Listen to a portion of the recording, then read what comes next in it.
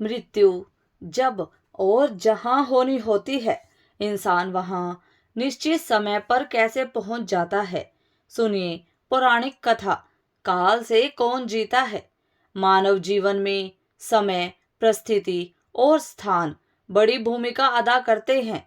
कई बार जो कुछ भी घटित होना होता है, उसी के अनुरूप परिस्थितियां बनती चली जाती हैं। कलयुग में एक ही चक्रवर्ती सम्राट हुए हैं, और वो थे सम्राट विक्रमादित्य, जिनके नाम पर भारतवर्ष में विक्रम संवत की शुरुआत हुई। विक्रमादित्य एक बहुत ही पराक्रम, विद्वान, कुशल, प्रजापालक, धर्मज्ञ और परोपकारी राजा थे। राजा विक्रमादित्य अपनी प्रजा को पुत्रवत प्यार करते थे तथा रात्रि में वेश बदलकर अपनी प्रजा के हालात और कुशल जानने के लिए नगर भ्रमण के लिए निकल जाया करते थे। एक बार की बात है, हमेशा की तरह राजा विक्रमादित्य वेश बदलकर देर रात्रि में नगर भ्रमण हेतु निकले। भ्रमण करते करते अमृत बेला का समय हो गया। पांव फटने लगे थे। भोर के इस समय विक्रमादित्य नगर की परिक्रमा वाले मार्ग से गुजर रहे थे। मार्ग के दूसरी ओर घना जंगल प्रारंभ हो जाता था। अचानक राजा ने देखा कि एक नौजवान लकड़हारा कंधे पर कुल्हाड़ी लिए जंगल में प्रवेश कर गया और लकड़ी काटने के लिए एक एक ऊंचे वृक्ष पर चढ़ा। तत्काल ही राजा विक्रमादित्य ने देखा कि एक भयानक रीछ दौड़ा आया और उसे वृक्ष पर चढ़ने लगा, जिस पर वह नौजवान लकड़हारा लकड़ी काट रहा था।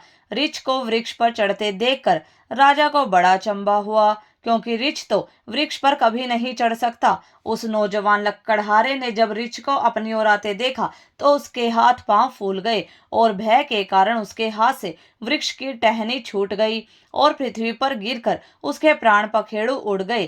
तब रीछ वृक्ष से नीचे उतरा और राजा के देखते ही देखते उसने एक सुंदर लड़की का रूप धारण कर लिया और जंगल के समीप ही स्थित एक कुएं की मुंडेर पर जाकर बैठ गई। राजा दूर खड़ा सब देख रहा था और सोच रहा था कि यह लड़की बना हुआ रीछ अब क्या करेगा। थोड़ी ही देर में राजा के दो सिपाही जो रात्रि गश्त पर थे उधर आ निकले, और इत्तेफाक से दोनों सिपाही आपस में सगे भाई थे। छोटे भाई की नजर जब कुएं की मुंडेर पर बैठी उस सुंदर लड़की पर पड़ी तो बड़े भाई से बोला, देख भाई, कितनी सुंदर लड़की बैठी है, मेरा मन कर रहा है कि मैं इससे विवाह कर लूं। बड़ा भाई बोला, बड़े भाई के होते हुए छोटा भाई कैसे विवाह कर सकता है। बड़ा होने के नाते पहले मेरी बारी है, इसलिए इससे विवाह तो मैं ही करूंगा। तब छोटा भाई बोला, इसे पहले मैंने देखा है, इसलिए इससे विवाह तो मैं ही करूंगा। तब बड़ा भाई बोला कि हम तो व्यर्थ ही झगड़ रहे हैं, क्यों ना हम इस लड़की से ही पूछ लें। यह हम दोनों में से जिसे पसंद करेगी वही इस लड़की से विवाह कर लेगा। इस प्रकार आपस में निर्णय करके दोनों भाई उस लड़की के पास पहुंचे। बड़े भाई ने उस लड़की से प्रश्न किया, हे सुंदरी, आप कौन हो और यहाँ क्या कर रही हो। वह लड़की बोली, मैं पास ही के एक गांव में रहती हूँ और अपने पति की तलाश में निकली हूँ। छोटा भाई बोला, तुम्हारा पति कहाँ है, तुम चाहो तो उसे ढूंढने में हम तुम्हारी सहायता कर सकते हैं। तब वह लड़की बोली, अभी तो मैं कुंवारी हूँ और किसी योग्य वर की तलाश में निकली हूँ। तब छोटा भाई बोला, हम दोनों भाई भी अभी कुंवारे हैं, यदि तुम चाहो तो हम में से किसी एक से विवाह कर सकती हो। लड़की बोली, मैं तुम में से एक से विवाह कर लूंगी, परंतु मेरी एक शर्त है। दोनों भाई बोले, क्या शर्त है तुम्हारी। लड़की बोली, तुम दोनों में से जो भी अधिक बहादुर होगा मैं उसी से विवाह करूंगी।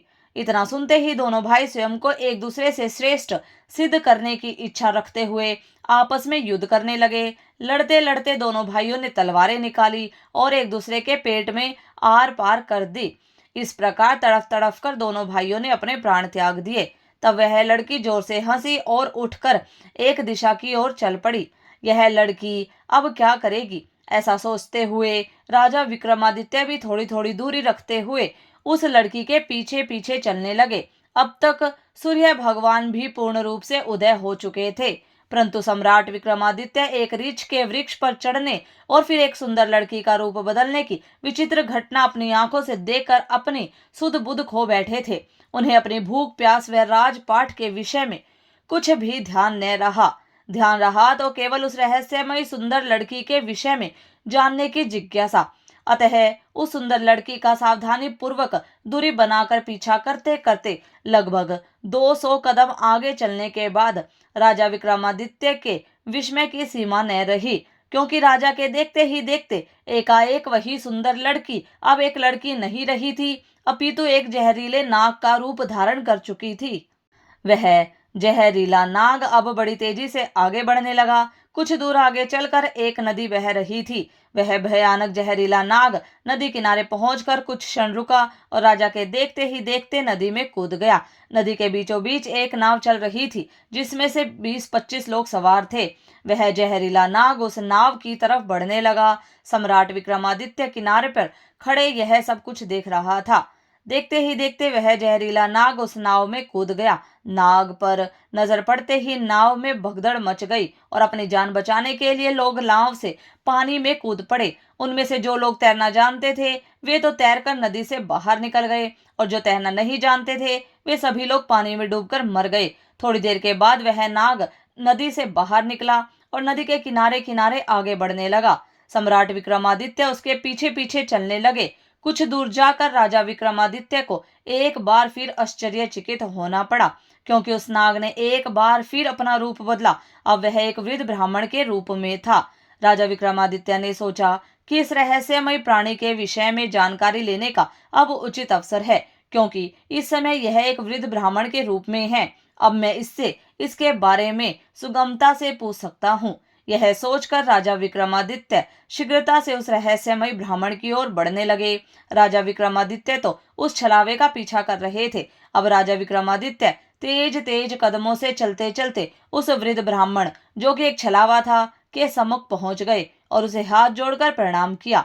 वृद्ध ब्राह्मण ने भी हाथ उठाकर अभिवादन स्वीकार किया। तब राजा विक्रमादित्य ने उससे प्रश्न किया, आप कौन हैं? वह बोला, तुम्हें दिखाई नहीं देता? ब्राह्मण हूँ। राजा बोला, आप असत्य बोल रहे हो, आप ब्राह्मण तो नहीं हो। वह बोला, तो फिर तुम ही बता दो, मैं कौन हूँ? राजा बोला, तुम वो नहीं हो जो नजर आ रहे हो। वह बोला, मैं जो कुछ भी हूँ, तुम्हें इसे क्या लेना देना है? तुम अपने काम से काम रखो और अपना रास्ता नापो।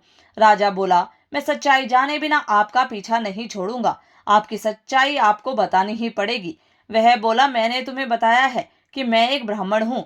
राजा बोला, आप मुझसे झूठ नहीं बोल सकते। मैं आपका तब से पीछा कर रहा हूँ तब जब आप रिछ बने हुए थे।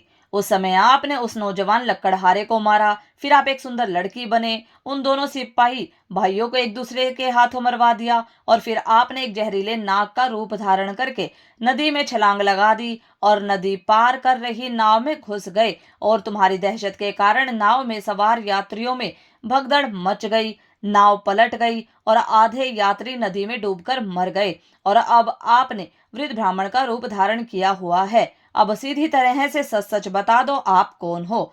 वह बोला, यदि न बताऊं तो? यह सुनकर राजा ने अपनी तलवार निकाल ली और बोले, तो फिर मरने के लिए तैयार हो जाओ। तुम जानते नहीं हो, यह राजा विक्रमादित्य की नगरी है और मैं राजा का एक वफादार नौकर हूँ। इस धर्मात्मा राजा की नगरी में इतने लोगों की जान लेकर तुम जीवित बचकर नहीं जा सकते। अब मरने से पहले जल्दी से ये बता दो कि तुम कौन हो।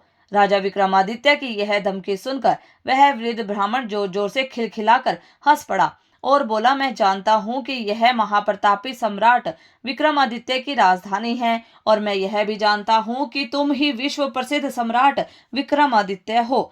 फिर भी एक बात जान लो कि तुम मुझे नहीं मार सकते, बल्कि एक दिन ऐसा आएगा कि मैं ही तुम्हें मरने के लिए विवश कर दूंगा।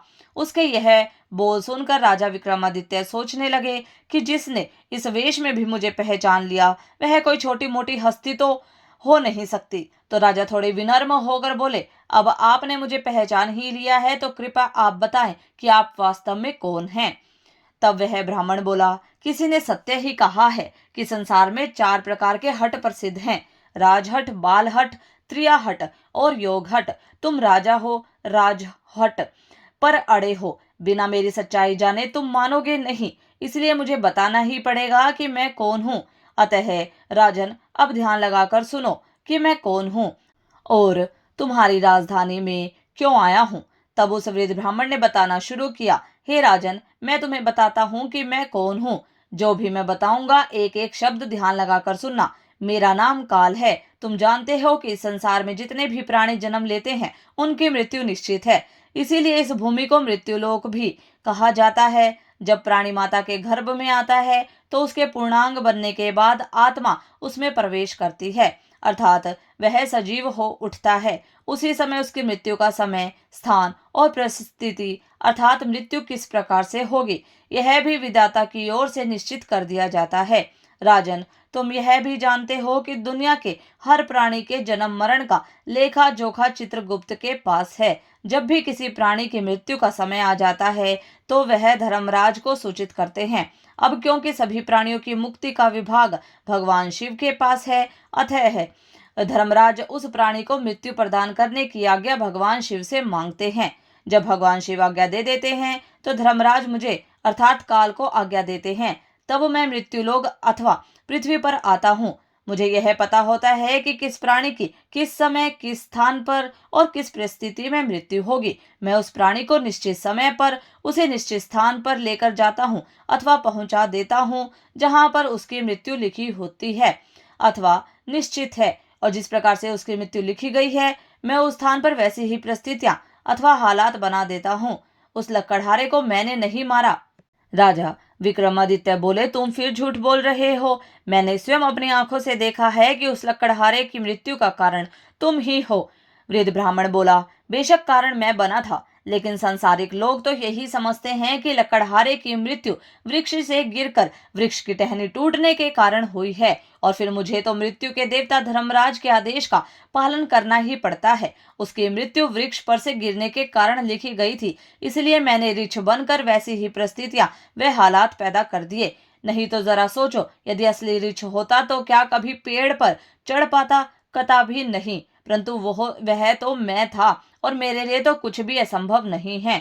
और अगर उन सिपाही भाइयों की बात करें तो उनको भी मैंने नहीं मारा। उनकी मृत्यु एक दूसरे के हाथों लिखी थी, अतः उनके लिए मुझे सुंदर लड़की बनना पड़ा। नाव में सवार कुछ लोगों की मृत्यु पानी में डूबने से लिखी थी, इसके लिए मुझे भयानक नाग का रूप धारण करना पड़ा। राजन, मुझे लगता है कि अब तो आप अच्छी तरह समझ गए होंगे कि मैं कौन हूँ और तुम्हारी नगरी में क्यों आया था, और यह भी समझ गए होंगे कि समय, स्थान और परिस्थिति की संसारिक प्राणी के जीवन में कितनी बड़ी भूमिका है। राजा विक्रमादित्य ने वृद्ध ब्राह्मण रूपी काल की बात बड़े ध्यान से सुनी और गंभीर हो गए। काल कहने लगा, हे राजन, अब मैं चलता हूँ। राजा विक्रमादित्य बोले, हे कालदेव, आपने मुझे बहुत अच्छी जानकारी दी है, जिसके लिए मैं आपका बहुत आभार व्यक्त करता हूँ। कृपया जाने से पहले मेरे एक और प्रश्न का उत्तर देते जाइए। कालदेव बोले, पूछो, क्या पूछना चाहते हो? शीघ्र पूछो, मेरे पास इतना समय नहीं है।